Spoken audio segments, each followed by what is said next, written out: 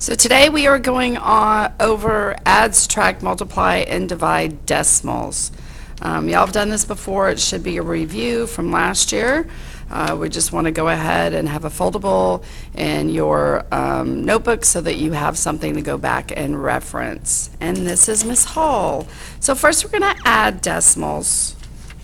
So you should have already glued in your foldable in class and cut your two lines that make it, gives you like 4 little doors.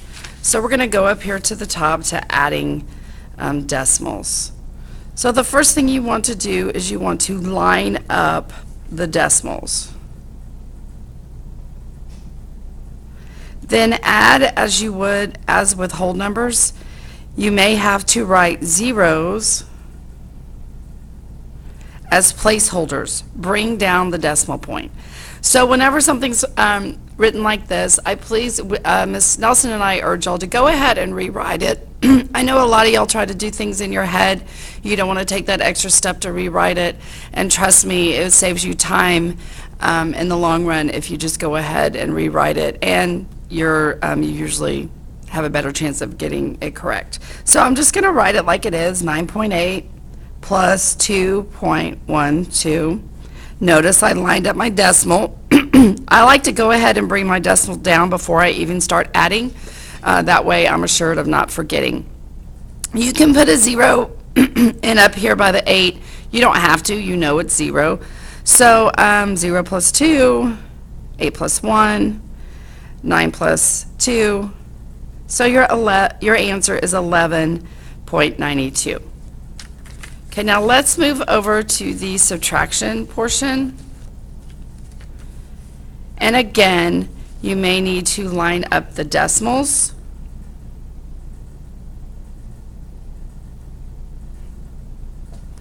Then subtract as you would with whole numbers. You may to write in zeros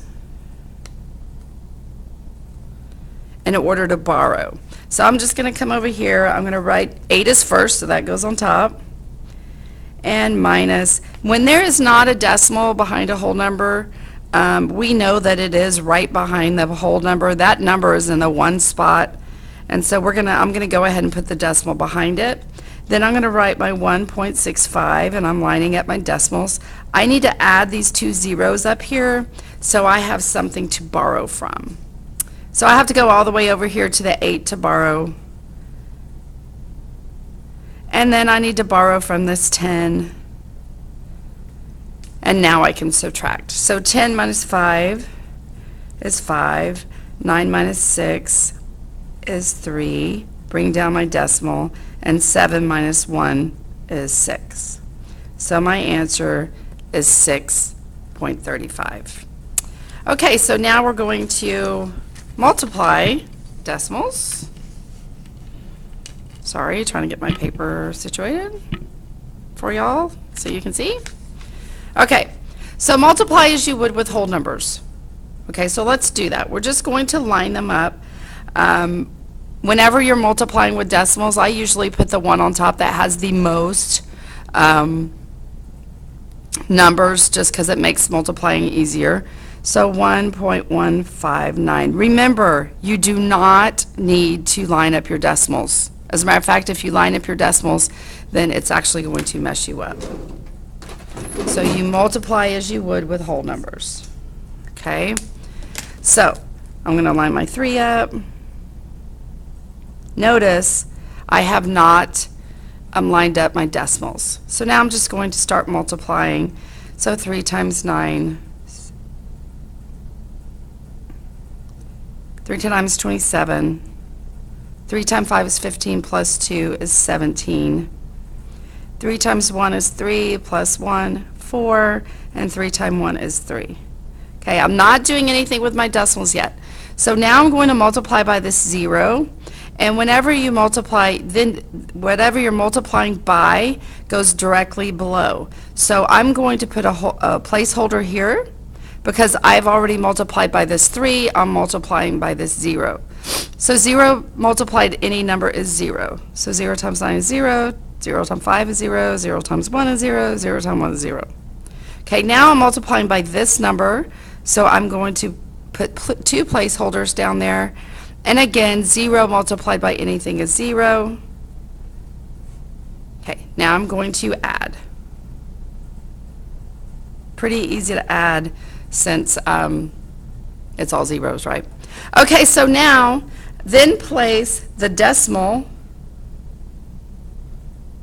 The number of decimal places in the product is the total number of decimal places in the factors. So we're going to go up here and look at what we multiplied to each other, and we have 1, 2, 3, 4, 5 numbers behind the decimal up here. So we have 3 in this one and 2 in this one, so we have a total of 5. So then we're going to start at the back, and we're going to move 5 places to the left. So 1, 2, 3, 4, 5. Notice I had to put a 0 in there because I ran out of numbers. Okay, so that's so our answer is 0.03477 for all multiplying decimals. Now let's go over to the dividing. So we're on the dividing. So first we're going to set up our problem. So remember our I, do, inside, outside. So the 0.88 goes inside our house. 1.6 goes outside our house. Okay, so that's all I'm going to do right now is just set that up. And now let's go look at our directions over here. So move the decimal point in the divisor and the dividend until the divisor is a whole number. The divisor is a whole number. So then place the decimal point in the quotient above the point in the dividend. Then you divide as you would in whole numbers. So by that meaning, this has a decimal out here, so I'm going to move it to the right 1 places, so that makes that 16. It makes it a whole number. If I move it out here, I have to move it out here 1 place. So this is now 8.8. I'm going to put that decimal right above it, again, so I don't forget. So then I'm going to look, how many times does 16 go into 88? I'm going to just kind of guess.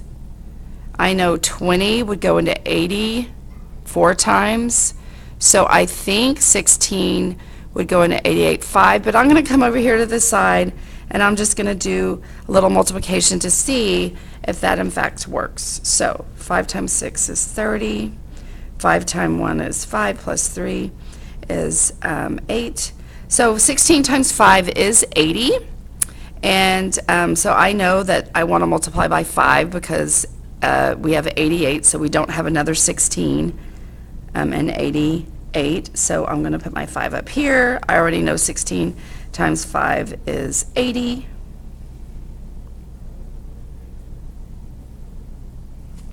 Five times 6, 30. 5 times 1 is 5, plus 3 is 8. And I have a remainder of 8. So now I'm going to bring down a 0, and I have 80, so I already know that's 5, and my remainder is 0. My answer is 0.55. Thank you. See you tomorrow in class.